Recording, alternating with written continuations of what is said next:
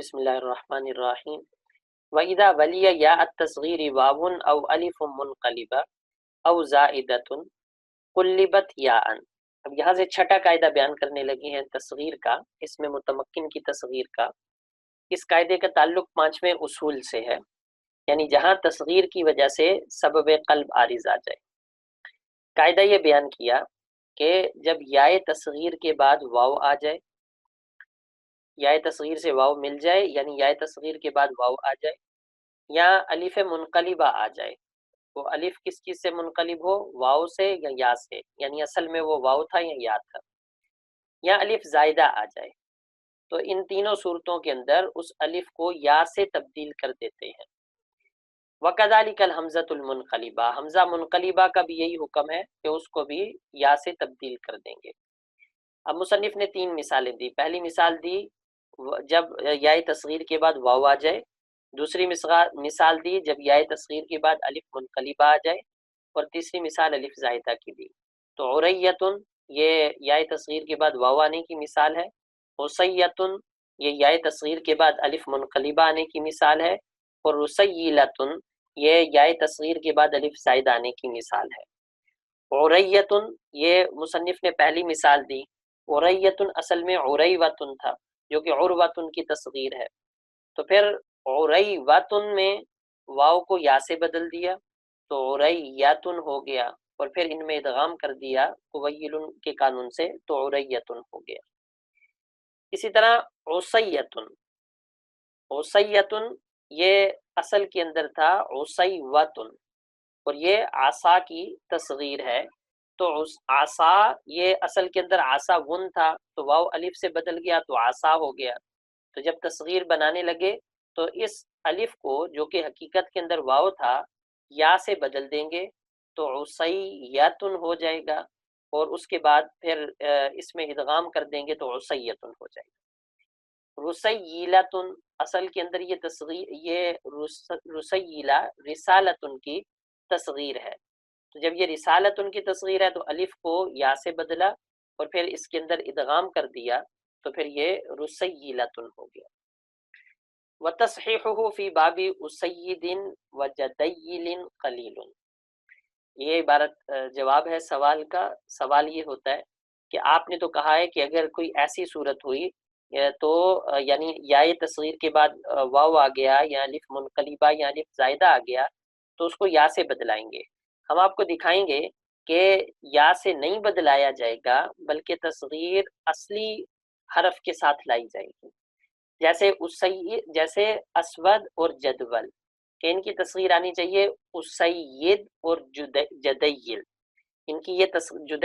جدیل ان کی تصغیر آنی چاہیے، لیکن ان کی تصغیر لائی جاتی ہے اسید اور جدیول کے ساتھ، تو یہ تو قانون یہاں پر ٹوٹ رہا ہے۔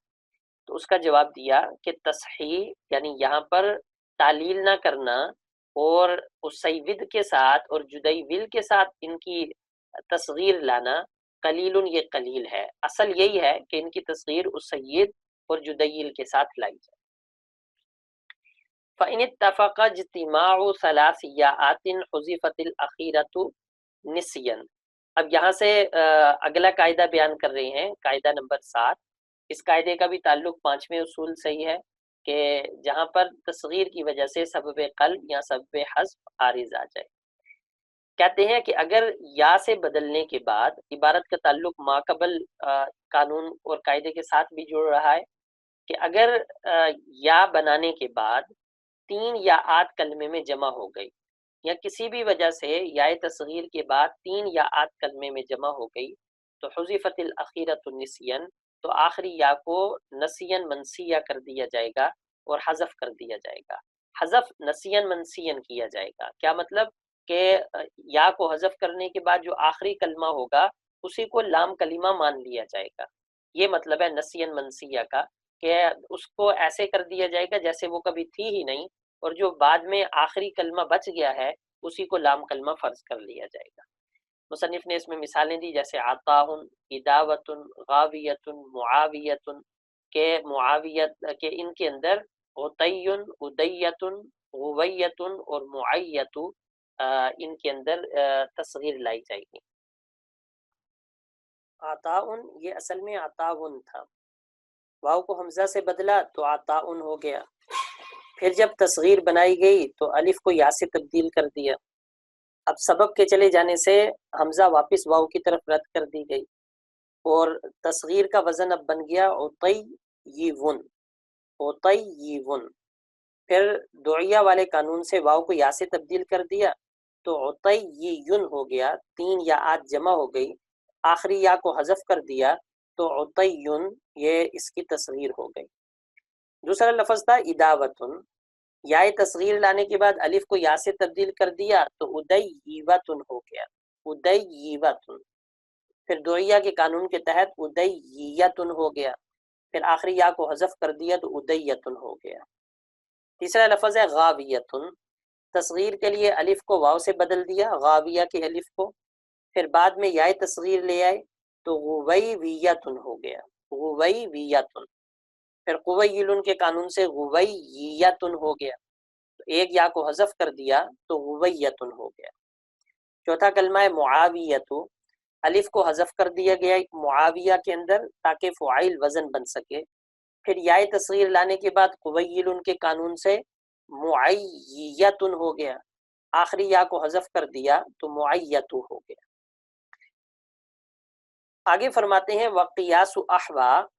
احیو غیر منصرف، یہ اس کا تعلق بھی ماقبل کلام کے ساتھ ہی ہے، لیکن کیونکہ اس کلمے کے اندر تھوڑا اختلاف تھا تو مصنف نے فائدے کے طور پر اس کو مستقل ذکر کر دیا۔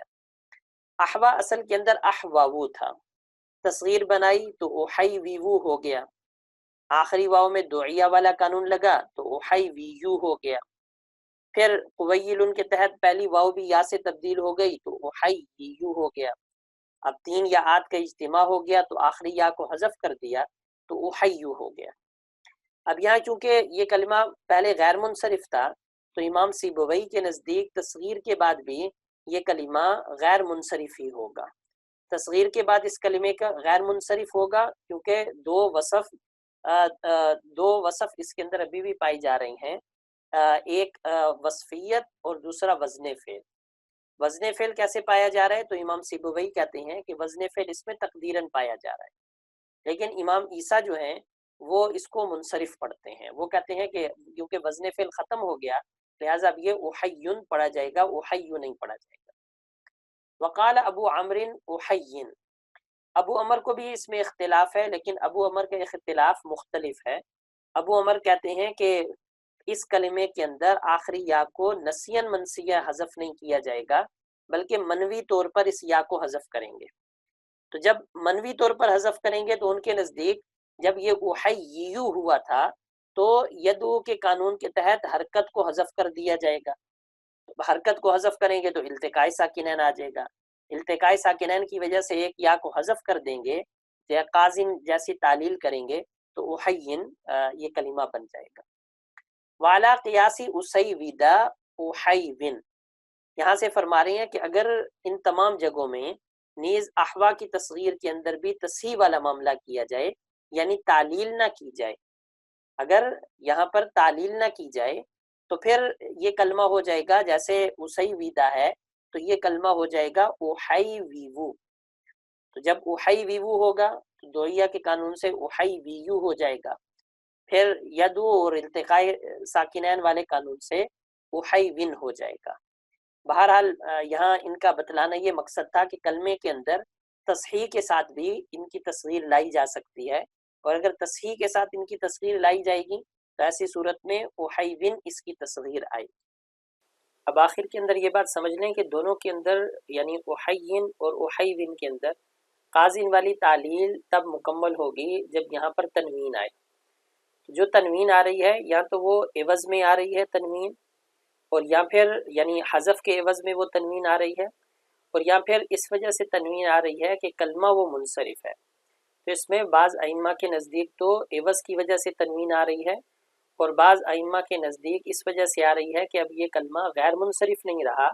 بلکہ وزن فعل ختم ہو جانے کی وجہ سے اب یہ کلمہ منصرف ہو گیا، تو اس سے اب تعلیل کی مکمل وضاحت ہو جاتی ہے۔